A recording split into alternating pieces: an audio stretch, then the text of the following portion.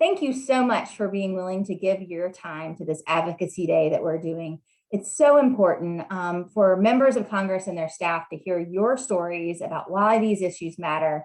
And as much as my colleagues and I love to go to the Hill and work on behalf of Childhelp, having you come alongside us in this way makes a huge impact and really makes the request that we have relevant to the members of Congress that represent you, their constituent. And they do want to hear your voice, and we are really, really appreciative of you giving your voice to these causes. So today we're going to talk about another one of our requests to members of Congress, and that's to co-sponsor a bill. Co-sponsoring a bill just simply lends that person, that member of Congress's name to support an issue. Bills have a sponsor. That's the person who has actually written the text and introduced it formally in the House or the Senate. And then there are opportunities where a member of Congress can call up the sponsor of the bill, usually done through the staff, and ask to have their name listed as a co-sponsor. So that is what you are going to be requesting. This is our third request of the Advocacy Day, and that's to co-sponsor HR 5414 in the House, so 5414 in the House. That's been introduced by Mr. Bilirakis from Florida, or to co-sponsor in the Senate S 2689, which has been introduced by Mr. Burr, Senator Burr from North Carolina. So why do we need our members of Congress to co-sponsor these bills? Well, we have a complicated issue here, so I'm going to try to hit the high points. And don't worry if you cannot explain this. We're going to have some documents that we send over to the staff ahead of time that will direct them, to contact us to talk about the nuances. So don't feel like you actually have to get all this stuff right. But if you can spit out the numbers for the bill and share your story, that's the most important thing, right? So we're asking for HR 5414 in the House and S 2689 in the Senate to co-sponsor. So the issue is, as you know, Childhelp runs some treatment villages. We have one in Virginia and one in California. And because of a change in the law, our California village has a problem with its licensure, and we need to fix that statutory, this new statutory requirement that's come in place so that we can continue to operate as we always have, with a standard of care that offers children in the most need as many services as we can possibly offer them. So right now, our California village is licensed for 84 beds. And there was a law that was passed by Congress several years ago, which just came into effect. And what it in essence does is it's wonderful. It creates some new programs that we very much love and appreciate. But one of the programs it creates is for qualified residential treatment programs.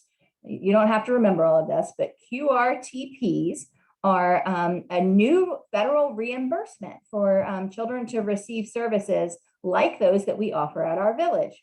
Now, the problem with this new QRTP legislation is that if you have over 16 beds, which we do, remember we're licensed for 84 beds, if you have over 16 beds, then you are thrown into a different category, an Institute for Mental Diseases category. So that's a IMD, and you have to remember all of this, but we want you to have the background.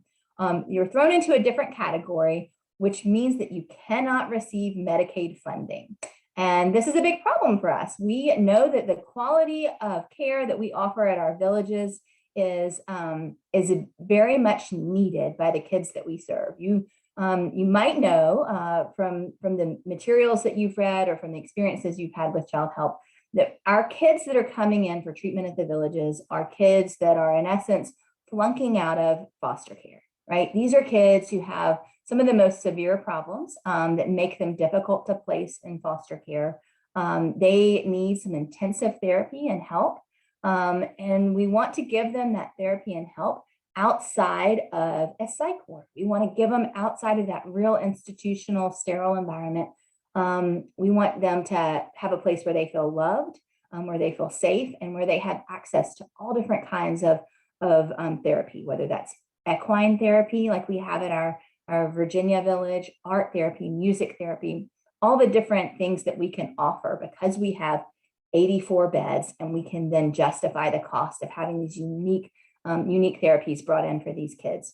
So we know that we don't want to move kids straight from foster care into mental health wards at hospitals. We want to give them a place where we can rehabilitate them to make them foster care eligible again, or hopefully back to a safe, loving, permanent home. And this new law was intended to try to get rid of really large institutional hospital-like environments for kids. And that's great, but there's some groups like ours that aren't those institutional environments that you think of, that are larger than 16 beds and do have a home-like environment. And we're not really contemplated or accounted for in the way that the legislation has been written.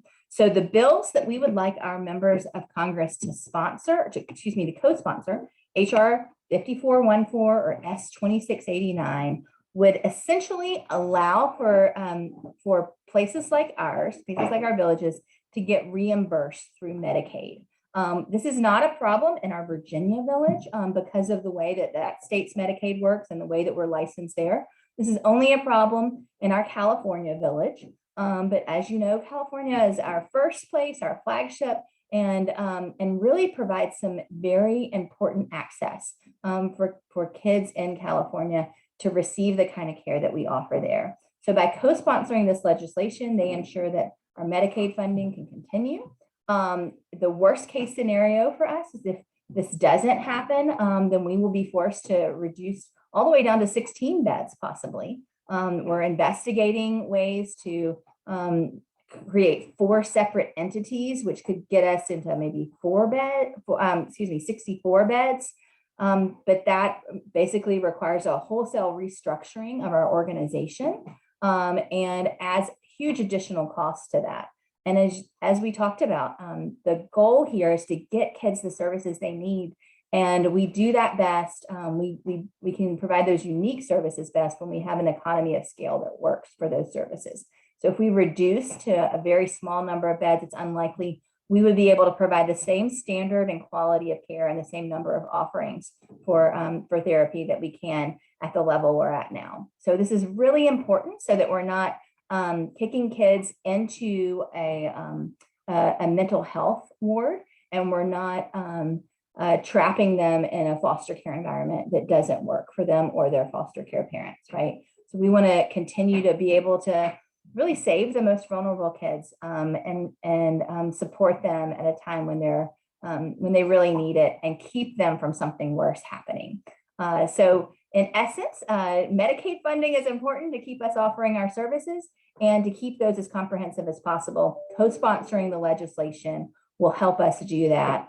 And that's going to be your request to your members of Congress, to just co-sponsor that legislation. And of course, well, like I said at the beginning, we're going to have lots of information for them about the nuances of the different Medicaid licensure categories and all these acronyms that I just threw at you. The most important thing you can do is to get those 2 bill numbers out there, ask them to co-sponsor, and share your story. And after that, we can do all the follow-up. So hopefully this is helpful for you. Please read your packet, learn your information a little bit, but don't stress too much about the talking points. Your story and your connection is going to be the thing that really moves the needle most for us. So we really appreciate your willingness to participate in the Advocacy Day, and look forward to talking more when we do our virtual live event where we can ask questions. So thanks for your time.